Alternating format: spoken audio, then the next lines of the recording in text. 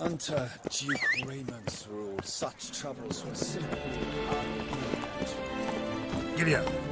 There is absolutely no doubt that The Witcher 3 is one of the most successful video games of this century.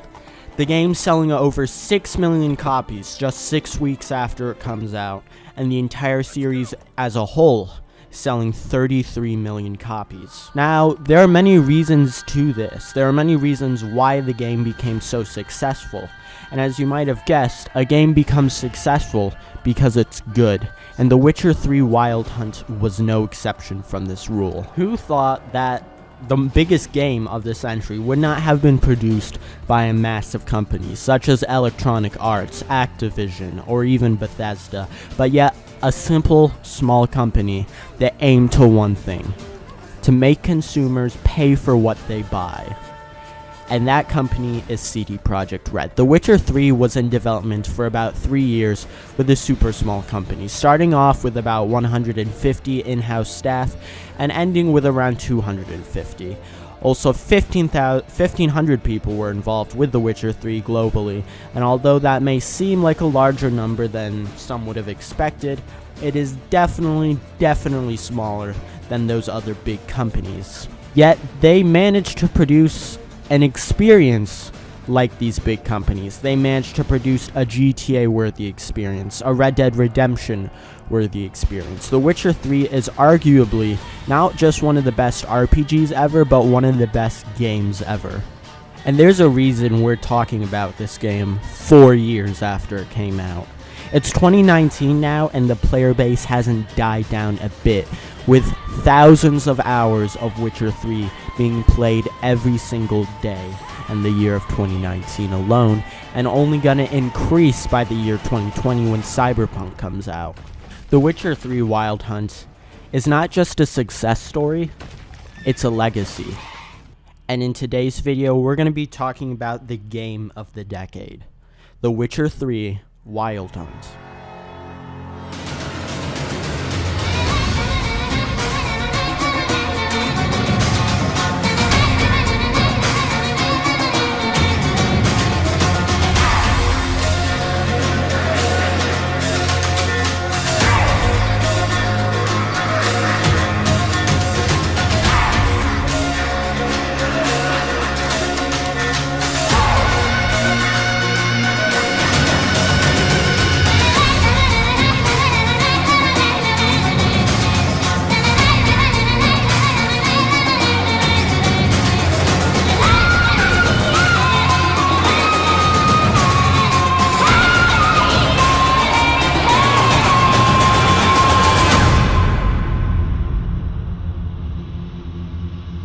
Okay, first of all, I can't stress how amazing the Witcher 3 environment is. And yes, it looks beautiful, absolutely gorgeous, and in 2019 I can proudly say that's one of the most beautiful looking game environments that I've ever seen. It's colorful, it's popping, it's not just cartoonish, but it's realistic, and yet it manages to avoid all that dark and gloomy stuff.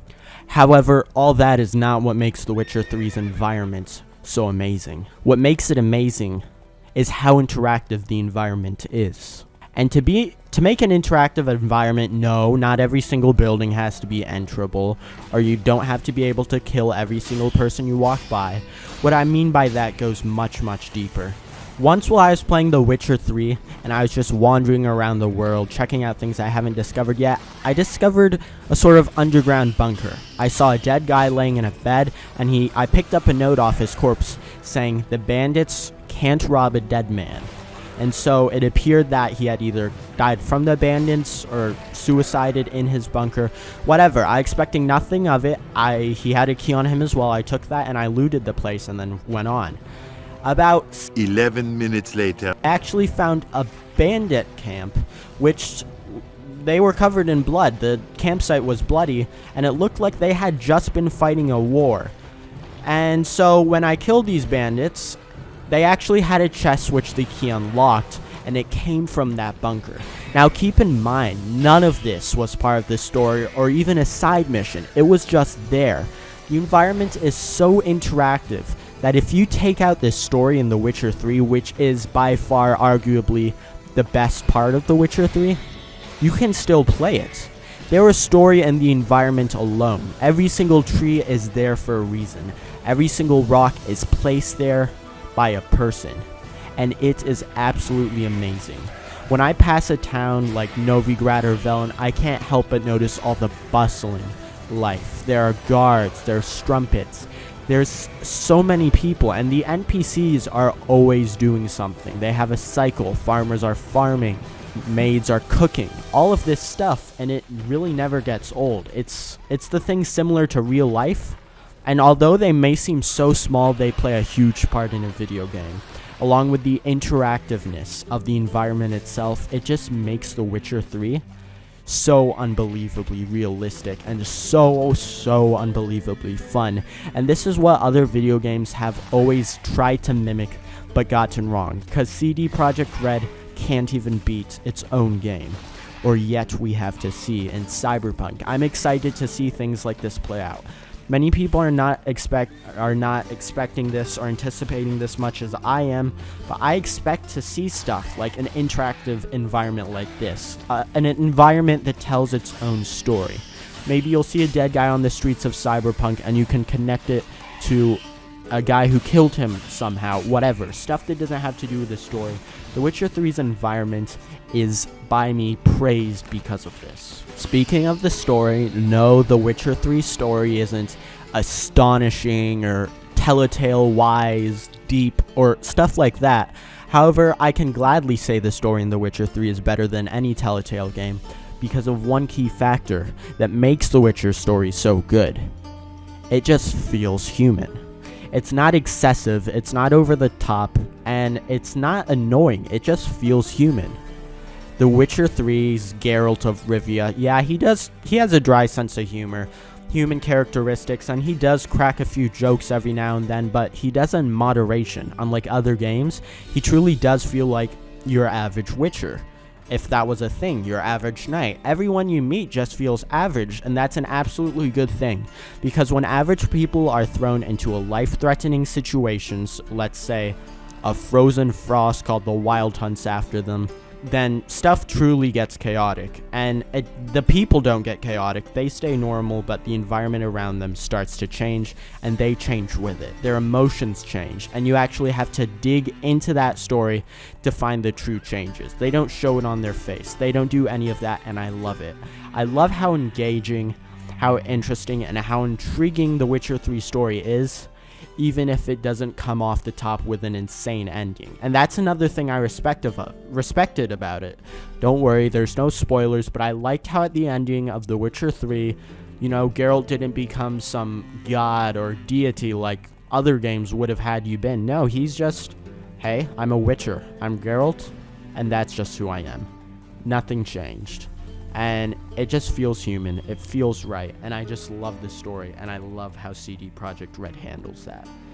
CD Projekt Red is a very generous company. The difference between them and other companies is that while other companies focus on selling their games to shoppers, CD Projekt Red focuses on selling their games to gamers. They never included microtransactions or loot boxes, even when that started to become a thing very recognizable in the gaming industry, and I have so much respect for them. And the reason the community has so much respect for them is because they've made so much money off The Witcher 3, and they can easily sell stuff like an online mode or whatever and make so much more money off of it. But they don't. And that's why their fan base is so dedicated, because CD Projekt Red doesn't take advantage of their fans. It sells them what they pay for, and it always meets expectations, most of the time passing them. The DLC The Witcher 3 had, such as Hearts of Stone and Blood and Wine, while you have to pay $6 for a red dot site in Call of Duty 4, you pay $6 for one of these DLCs and you get 6 hours of gameplay. The stories these DLCs offer are just as deep as The Witcher's main story. They put as much effort into them as they have in their other games entirely, and I love that. CD Projekt Red always tries to break their standards, and while it may seem unrealistic, if you always try, willpower can do anything, and most of the time CD Projekt Red exceeds.